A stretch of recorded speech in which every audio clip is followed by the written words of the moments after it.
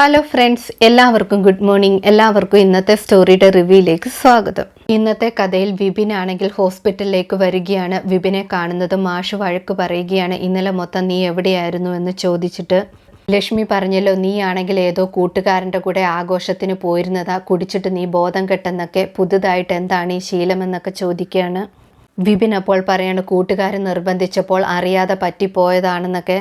മാഷ് അപ്പോൾ പറയണം, അനുക്കുട്ടിക്കാണെങ്കിൽ നല്ല പകർച്ചപ്പനിയാണ്, ആരും അടുത്തുണ്ടാകരുതെന്നാണ് പറഞ്ഞേക്കുന്നത്. അതുമാത്രമല്ല, കുഞ്ഞിനെ ഹോസ്പിറ്റലിൽ നിർത്താതെ വീട്ടിൽ കൊണ്ടുപോകണമെന്നും പറഞ്ഞിരുന്നു.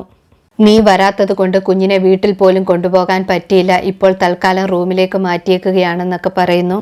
വിപിൻ ആണെങ്കിൽ മാഷിനോട് ഡോക്ടറിനെ പോയി കണ്ടിട്ട് വരാമെന്ന് പറഞ്ഞ് അകത്തേക്ക് പോകുന്നു. സംഗീതയാണെങ്കിൽ മാഷിനോട് പറയുന്നുണ്ട്, ഇന്നലെ ഞാൻ വരാത്തത് അനുക്കുട്ടി കാരണമാണ്. അനുക്കുട്ടിയാണെങ്കിൽ കുഞ്ഞിനെ എടുക്കാനും സമ്മതിക്കത്തില്ല, ഞാനും വരാൻ പാടില്ല എന്ന് പറഞ്ഞിരുന്നു, അതുകൊണ്ടാണ് വരാഞ്ഞതെന്നൊക്കെ പറയാണ്. വിപിൻ ആണെങ്കിൽ അനുക്കുട്ടിയുടെ അടുത്ത് ചെല്ലുന്നു. അനുക്കുട്ടിയാണെങ്കിൽ പാതി മയക്കത്തിലാണ്. അനുക്കുട്ടിയെ വിപിൻ വിളിക്കുന്നുണ്ട്. അനുക്കുട്ടി അപ്പോൾ ചോദിക്കുന്നുണ്ട്, ഞാൻ എങ്ങനെയാണ് ഇവിടെ വന്നതെന്നൊക്കെ. വിപിൻ അപ്പോൾ പറയാണ്, നിനക്ക് ചെറിയൊരു പനി ഉണ്ടായി, അതുകൊണ്ടാണ് ഇങ്ങോട്ട് വന്നതെന്ന്. അനുക്കുട്ടിയാണെങ്കിൽ കുഞ്ഞിനെ തിരക്കുകയാണ്. വിപിൻ അപ്പോൾ പറയാണ്, കുഞ്ഞിനെ ആണെങ്കിൽ അനുക്കുട്ടിയുടെ അടുത്ത് കിടത്താൻ പറ്റില്ല, പനിയായതുകൊണ്ടെന്ന്.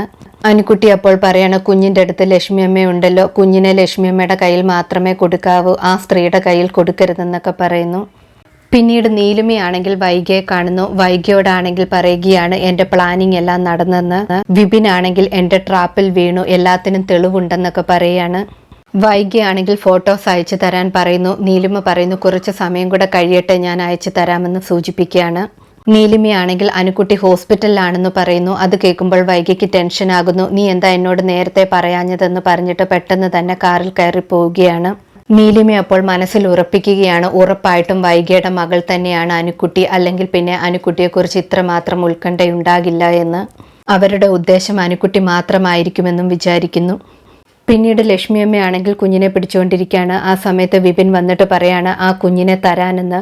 ലക്ഷ്മിയമ്മ അപ്പോൾ ചോദിക്കുന്നുണ്ട്, ഞാൻ എന്തിനു തരണം, എന്താണ് നിന്റെ ഉദ്ദേശം എന്നൊക്കെ ചോദിക്കുന്നു.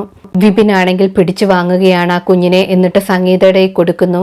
അനുക്കുട്ടിയുടെ അസുഖം മാറുന്നത് വരെ സംഗീതാമ്മ കുഞ്ഞിനെ നോക്കിയാൽ മതിയെന്ന് പറയുകയാണ്. ലക്ഷ്മിയമ്മയാണെങ്കിൽ കുതിരപന്തിയിലേക്ക് മാഷിന്റെ കൂടെ പോകാൻ പറയുന്നു. ലക്ഷ്മിയമ്മ പക്ഷേ കേൾക്കാൻ തയ്യാറാകുന്നില്ല. ലക്ഷ്മിയമ്മ പറയാണ്, അനുക്കുട്ടി അറിഞ്ഞാൽ പ്രശ്നമാകും, അവൾക്കാണെ അത് ഇഷ്ടമല്ല എന്ന് പറയുന്നു. വിപിൻ അപ്പോൾ പറയാണ്, അനുക്കുട്ടി എങ്ങനെ അറിയാനാണ്, അമ്മ പറഞ്ഞാൽ മാത്രമേ അറിയത്തുള്ളൂ, അല്ലെങ്കിൽ അറിയത്തില്ല എന്ന് പറയുന്നു. ലക്ഷ്മിയമ്മയാണെങ്കിൽ വിപിനോട് നിനക്ക് നന്ദിയില്ല എന്നൊക്കെ പറയുന്നുണ്ട്. മാഷാണെങ്കിൽ ലക്ഷ്മിയമ്മയും വിളിച്ചുകൊണ്ട് കുതിരപ്പന്തിയിലേക്ക് പോവുകയാണ്. സംഗീതയാണെങ്കിൽ കുഞ്ഞുമായിട്ട് ഒരുപാട് സന്തോഷത്തോടെ വീട്ടിലേക്ക് പോകാൻ തുടങ്ങുന്നു. പെട്ടെന്ന് തന്നെ അവിടേക്കാണെങ്കിൽ വൈഗ വരികയാണ്.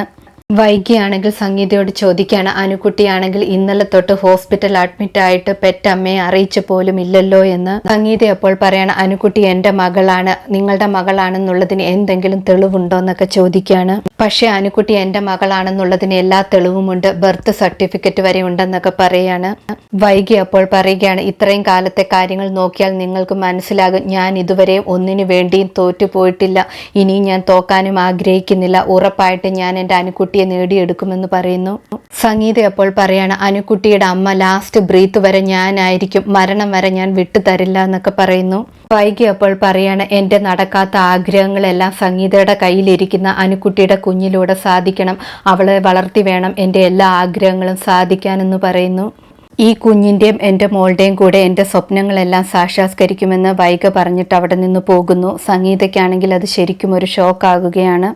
ഇതോടെ ഇന്നത്തെ കഥ അവസാനിക്കുന്നു. പുതിയ കഥയുമായി വീണ്ടും കാണാം. താങ്ക്